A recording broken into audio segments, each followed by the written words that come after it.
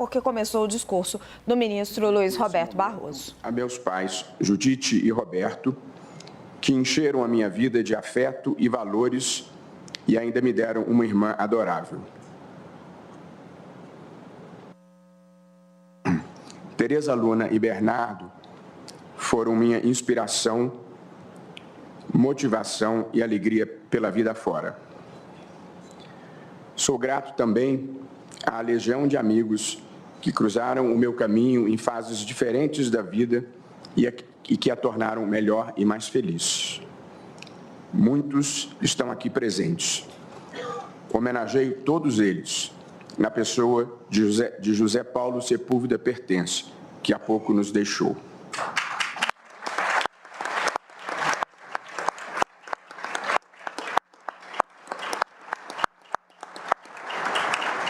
Meu agradecimento se estende também a todos os servidores e assessores que estiveram comigo nesses 10 anos de Supremo, permitindo não apenas que eu reduzisse o acervo do gabinete de 9.300 processos para o mínimo possível, cerca de 900, mas também permitiram que eu vivesse muitas vidas em uma só.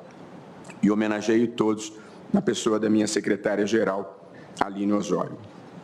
Minha gratidão vai também para a presidente Dilma Rousseff, que me indicou para o cargo da forma mais republicana que um presidente pode agir. Não pediu, não insinuou, não cobrou. Procurei retribuir a confiança, servindo ao Brasil, sem jamais ter qualquer outro interesse ou intenção que não fosse a de fazer um país melhor e maior, um país justo, quem sabe um dia. Aproveito para saudar também o presidente Lula, cuja presença agradeço de coração na véspera de uma cirurgia delicada, bem assim aos presidentes Rodrigo Pacheco e Arthur Lira, que juntamente com este Supremo Tribunal Federal simbolizam a solidez e os compromissos democráticos de nossas instituições.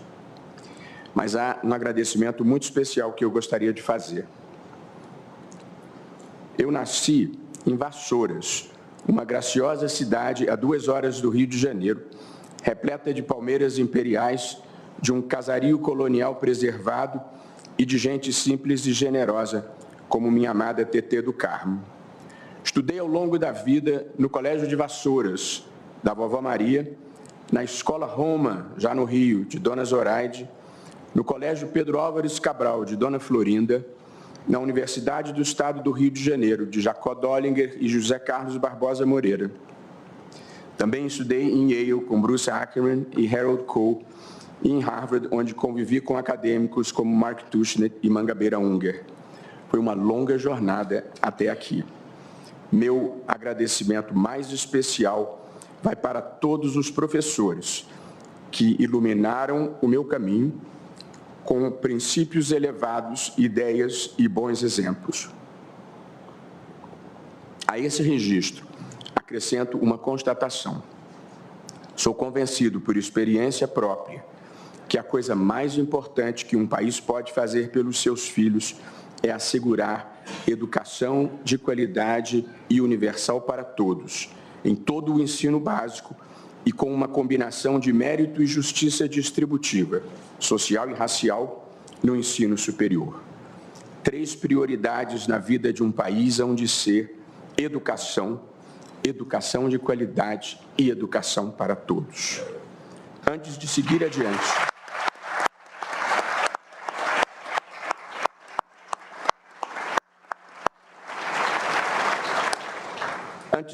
adiante, presto uma homenagem devida e merecida. Suceder a ministra Rosa Weber não é uma tarefa fácil. Suceder, porque substituí-la seria impossível.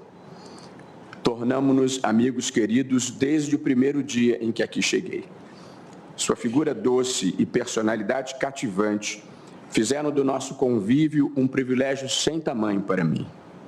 Como juíza, sua carreira foi impecável, da Justiça do Trabalho de primeiro grau no seu amado Rio Grande do Sul, passando pelo Tribunal Regional do Trabalho, pelo Tribunal Superior do Trabalho, até chegar ao Supremo Tribunal Federal e depois ao Tribunal Superior Eleitoral. Uma vida completa, minha querida presidente. Por onde passou, deixou a marca da sua capacidade e uma legião de admiradores. Aqui no Supremo foi relatora de processos memoráveis. No TSE, presidiu com firmeza e competências polarizadas eleições de 2018. Também no Supremo, com habilidade imensa, obteve a aprovação de alterações regimentais importantíssimas. E em um dos momentos mais dramáticos de nossa história, liderou a reconstrução desse plenário em 21 dias, de modo que estivesse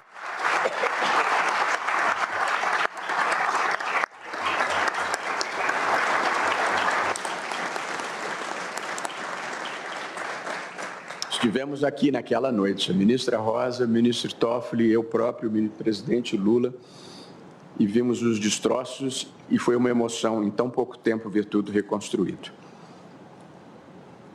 Ministra Rosa Weber, sei que seu espírito reservado não é afeito a honrarias, mas, em nome da nação agradecida, em nome dos que sabem distinguir as grandes figuras da história deste tribunal, eu a reverencio pelos imensos serviços prestados ao Brasil. Que Vossa Excelência seja perenemente bendita.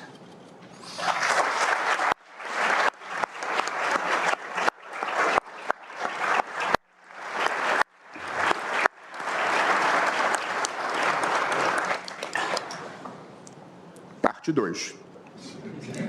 O Poder Judiciário. Já foi 1/3, ministro Alexandre. Fala agora sobre o Poder Judiciário, começando pelo Supremo Tribunal Federal, que é o Tribunal da Constituição. Cabe a ele interpretá-la e, como consequência, preservar a democracia e promover os direitos fundamentais. Comento cada uma dessas missões, começando pela interpretação da Constituição, que estrutura o Estado, demarca a competência dos poderes e define os direitos e garantias dos cidadãos. Todas as constituições democráticas fazem isso, a brasileira inclusive. Porém, a nossa Constituição vai bem além. Ela contempla também o sistema econômico, o sistema tributário, o sistema previdenciário, o sistema de educação, o sistema de preservação ambiental, da cultura, dos meios de comunicação, da proteção às comunidades indígenas, da família, da criança, do adolescente, do idoso, em meio a muitos outros temas. Incluir uma matéria na Constituição é, em larga medida, retirá-la da política e trazê-la para o direito. Essa é a causa da judicialização ampla da vida no Brasil. Não se trata de ativismo, mas de desenho institucional. Nenhum tribunal do mundo decide tantas questões divisivas da sociedade. Contrariar interesses e visões de mundo é parte inerente do ao nosso papel. Nós sempre estaremos expostos à crítica e à insatisfação, e isso faz parte da vida democrática. Por isso mesmo, a virtude de um tribunal jamais poderá ser medida em pesquisa de opinião.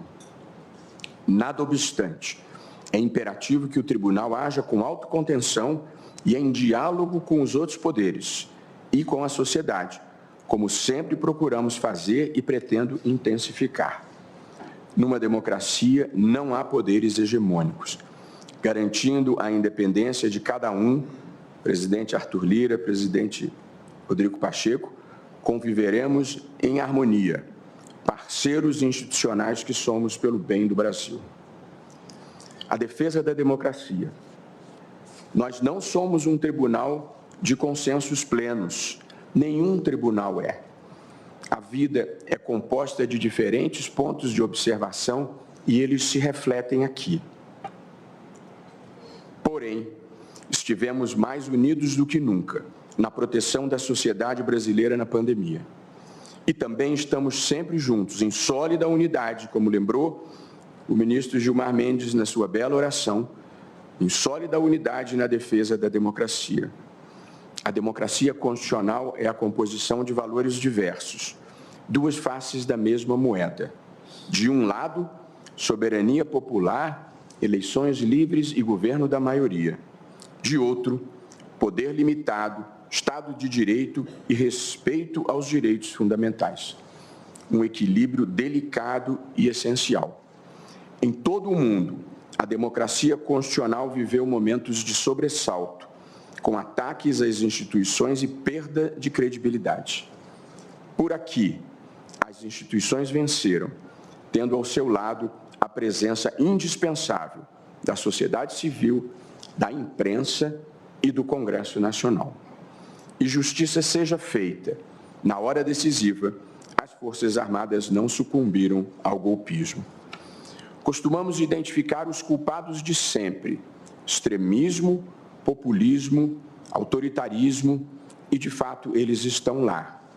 Mas a recessão democrática fluiu também pelos desvãos da democracia, as promessas não cumpridas de oportunidade, prosperidade e segurança para todos. As democracias contemporâneas precisam equacionar e vencer os desafios da inclusão social, da luta contra as desigualdades injustas e do aprimoramento da representação política. Por fim, cabe-nos a proteção dos direitos fundamentais, que são os direitos humanos incorporados à ordem jurídica interna. Direitos fundamentais são a reserva mínima de justiça de uma sociedade, em termos de liberdade, igualdade e acesso aos bens materiais e espirituais básicos para uma vida digna. Nessa matéria, direitos fundamentais, temos procurado empurrar a história na direção certa.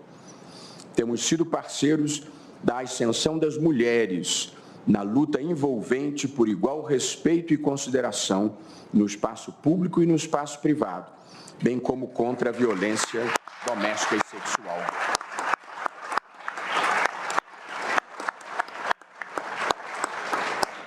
Também temos atuado, sempre com base na Constituição, em favor do heróico esforço da população negra do país por reconhecimento e iguais oportunidades, validando as ações afirmativas, imprescindíveis para superar o racismo estrutural que a escravização e sua abolição sem inclusão acarretaram.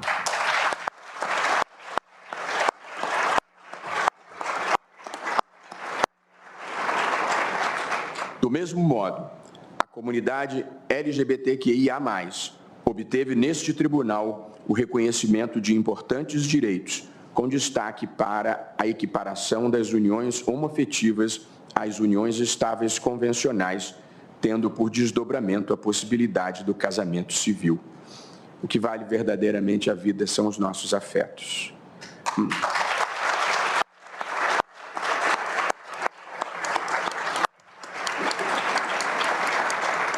Mas não foi só. Povos indígenas passaram a ter a sua dignidade reconhecida, bem como o direito a preservarem sua cultura e ao menos uma parte de suas terras originárias. Atuamos ainda para que pessoas com deficiência sejam valorizadas na sua diferença, no esforço de se proporcionar acessibilidade e inclusão.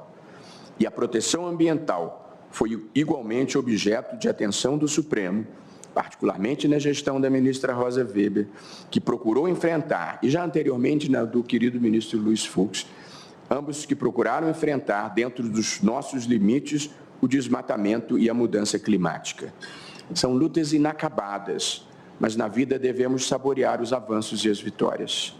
Há quem pense que a defesa dos direitos humanos, da igualdade da mulher, da proteção ambiental, das ações afirmativas, do respeito à comunidade gay, da inclusão das pessoas com deficiência, da preservação das comunidades indígenas, há quem ache que todas essas causas são causas progressistas. Não são. Essas são as causas da humanidade, da dignidade humana, do respeito e consideração por todas as pessoas. Poucas derrotas do espírito são mais tristes do que alguém se achar melhor do que os outros.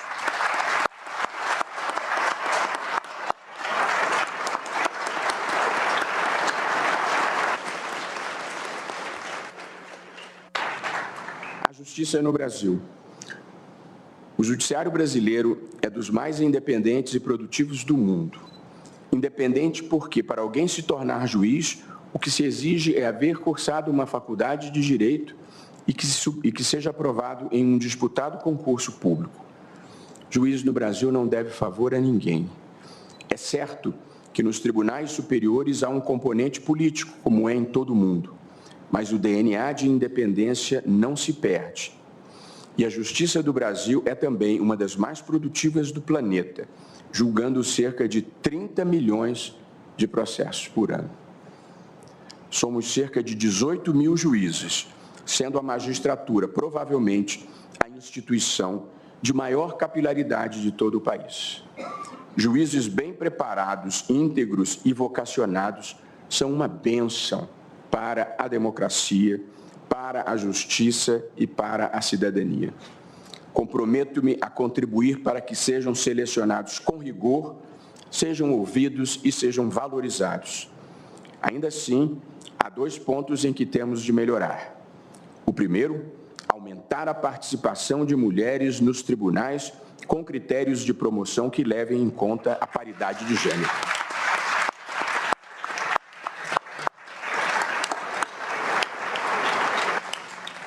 E nessa direção tivemos um importante avanço liderado pela ministra Rosa Weber, muito recentemente. E também ampliar a diversidade racial. Além disso, com inovações tecnológicas e inteligência artificial, vamos procurar aumentar a eficiência e a celeridade da tramitação processual no Brasil. Para esse fim, venho mapeando os gargalos e os pontos de congestionamento do judiciário e vamos enfrentá-los. Aqui, não há lugar para celebração. Nós precisamos melhorar a qualidade do serviço que prestamos à sociedade brasileira. As diretrizes da minha gestão, com a bênção de Deus e a ajuda imprescindível dos colegas, pretendo fazer uma gestão em torno de 3 grandes eixos. O primeiro deles será conteúdo, que consiste em procurar aumentar a eficiência da justiça, avançar a pauta dos direitos fundamentais e contribuir para o desenvolvimento econômico, social e sustentável do Brasil. O segundo eixo será o da comunicação, melhorando a interlocução com a sociedade, expondo em linguagem simples o nosso papel, explicando didaticamente as decisões e desfazendo incompreensões e mal-entendidos. Nós somos o único tipo de gente que diz coisas do tipo no aforamento, havendo pluralidade de enfiteutas, elege-se um cabecel. A vida fica muito difícil. E o terceiro eixo será o do relacionamento. O judiciário deve ser técnico e imparcial, mas não isolado da sociedade. Precisamos estar abertos para o mundo, com olhos de ver, ouvidos de ouvir e coração de sentir o sentimento social. A gente na vida deve ser janela e não espelho, e, portanto, ter a capacidade de olhar para os outros e não apenas para si mesmo. O poder judiciário, o direito em geral, gravita em torno de 2 grandes valores, a justiça e a segurança. Da justiça já falamos. Pretendo dar também grande ênfase à segurança em 3 de suas dimensões: segurança jurídica, segurança democrática e segurança humana. Segurança jurídica para que haja um bom ambiente para o desenvolvimento da economia e dos negócios no país, como incentivo ao empreendedorismo, ao investimento e à inovação, sem surpresas. Precisamos superar a desconfiança que ainda existe no Brasil em relação à iniciativa privada e ao sucesso empresarial. É daí que vem o emprego, a ascensão social e o progresso. Não menos importante é a segurança democrática, com eleições limpas, liberdades públicas, independência entre os poderes e respeito às instituições. E, em terceiro lugar, como princípio e fim, a segurança humana, que inclui o combate à pobreza, às desigualdades injustas e à criminalidade, com segurança pública e valorização das polícias, treinadas numa imprescindível cultura de respeito à cidadania e aos direitos humanos. Meus queridos colegas deste tribunal, o universo nos reuniu aqui porque temos uma missão. Somos um time no qual cada um tem uma posição, mas também um objetivo comum. Por isso mesmo, vamos continuar a estreitar os laços de colegialidade e de institucionalidade. De minha parte, contem com o diálogo franco e a parceria afetuosa. Estar aqui é um desafio, um privilégio e um destino que cumprimos em conjunto. É muito bom tê-los ao meu lado. E eu ainda tenho a sorte de ter como vice-presidente meu amigo de toda a vida, o grande professor, ministro Luiz Edson Fachin, uma das melhores pessoas que conheci nessa jornada que já vai longa.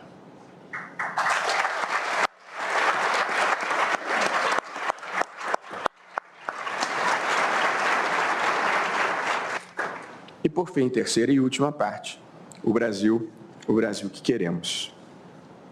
A democracia venceu e precisamos trabalhar pela pacificação do país. Acabar com os antagonismos artificialmente criados para nos dividir. Um país não é feito de nós e eles. Somos um só povo, do pluralismo das ideias, como é próprio de uma sociedade livre e aberta.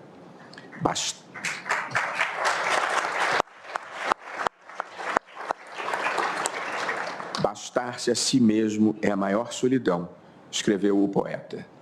O sucesso do agronegócio não é incompatível com a proteção ambiental. Pelo contrário, o combate eficiente à criminalidade não é incompatível com o respeito aos direitos humanos. O enfrentamento à corrupção não é incompatível com o devido processo legal. Estamos todos no mesmo barco e precisamos trabalhar para evitar tempestades e conduzi-lo a um porto seguro. Se ele naufragar, o naufrágio é de todos, independentemente de preferências políticas. No interesse da justiça, pretendo ouvir a todos, trabalhadores e empresários, comunidades indígenas e agricultores, produtores rurais e ambientalistas, gente da cidade e do interior, e também conservadores, liberais e progressistas. Ninguém é dono da verdade. Ninguém tem o monopólio do bem e da virtude. A vida na democracia é a convivência civilizada dos que pensam diferente. E quem pensa diferente de mim não é meu inimigo, mas meu parceiro na construção de uma sociedade aberta, plural e democrática.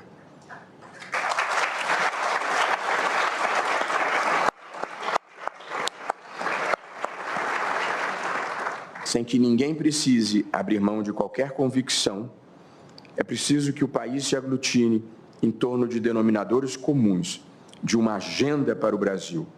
Com base na Constituição, é possível construir esses consensos.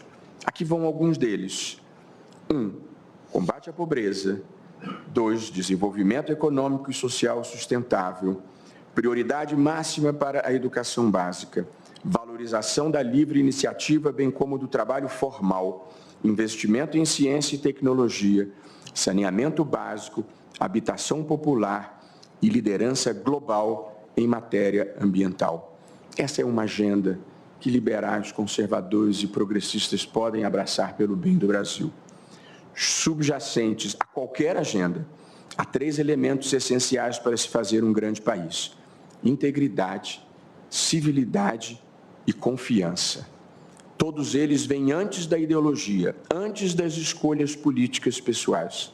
Na verdade, entre pessoas íntegras e civilizadas, a confiança brota espontaneamente. E sem confiança não há progresso. Valores que nos devem guiar. No dia da minha posse, em 26 de junho de 2013, e esse é o nosso último tópico, eu publiquei um artigo de autoapresentação, onde escrevi: creio no bem, na justiça e na tolerância como valores filosóficos essenciais. Creio na educação, na igualdade, no trabalho e na livre iniciativa como valores políticos fundamentais. E no constitucionalismo democrático como forma institucional ideal. Passados 10 anos, venho aqui renovar os mesmos votos, com alguns novos aprendizados. Os países, como as pessoas, passam pelo que têm que passar para amadurecerem e evoluírem. 2. A vida no setor público, e nós aqui bem sabemos, é mais dura e difícil do que parece. 3. Se você estiver cumprindo a missão da sua vida, nem elogio nem crítica têm o poder de mudar a sua direção. 4. Só a verdade ofende. Se for mentira, trate com indiferença. 5.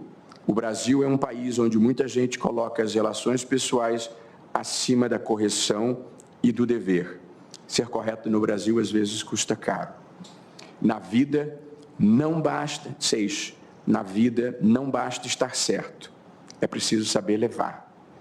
E 7, e muito importante, com boa fé e boa vontade, quase tudo é possível nesse mundo.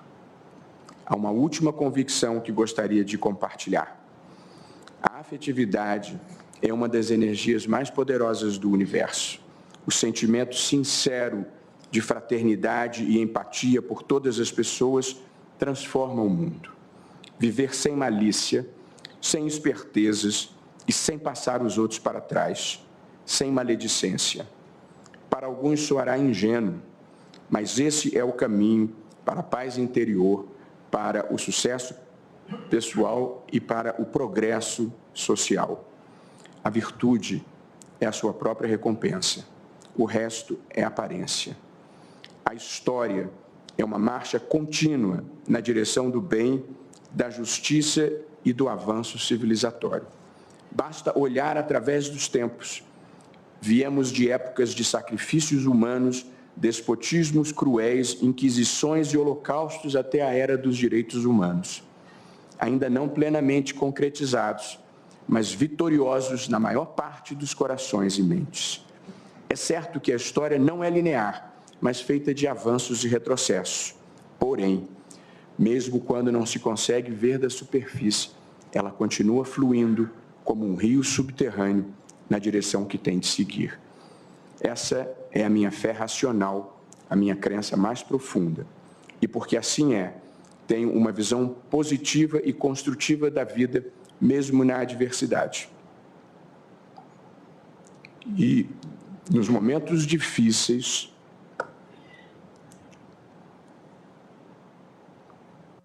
quando tudo parece fora do lugar, quando as pessoas não se apresentam na sua melhor versão, eu me consolo com a máxima que rege a minha vida. Não importa o que esteja acontecendo à sua volta. Faça você o melhor papel que puder. E seja bom e correto, mesmo quando ninguém estiver olhando. Na minha sabatina no Senado Federal, aqui hoje representado por seu presidente, Rodrigo Pacheco, eu me vali de uma parábola com a qual gostaria de encerrar esse discurso. Na vida, nós estamos sempre nos equilibrando. Viver é andar numa corda bamba, é tomar decisões sempre com o risco de errar. A gente se inclina um pouco para um lado, um pouco para o outro e segue em frente. É assim para todo mundo, não importa se você está no palco ou na plateia. Às vezes, alguém olhando de fora pode ter a impressão de que o equilibrista está voando. Não é grave, porque a vida é feita de certas ilusões. Mas o equilibrista, ele tem de saber que está se equilibrando. Porque se ele achar que está voando, ele vai cair. E na vida real, não tem rede. Pretendo atuar à frente do Supremo Tribunal Federal e do Poder Judiciário brasileiro da forma como acho que a vida deve ser vivida. Com valores, com empatia, com bom humor sempre que possível e, sobretudo, com humildade. Assumo a presidência do Supremo Tribunal Federal e do Conselho Nacional de Justiça sem esquecer que sou, antes de tudo, um servidor público, um servidor da Constituição, que eu possa ser abençoado para cumprir bem essa missão. Muito obrigado.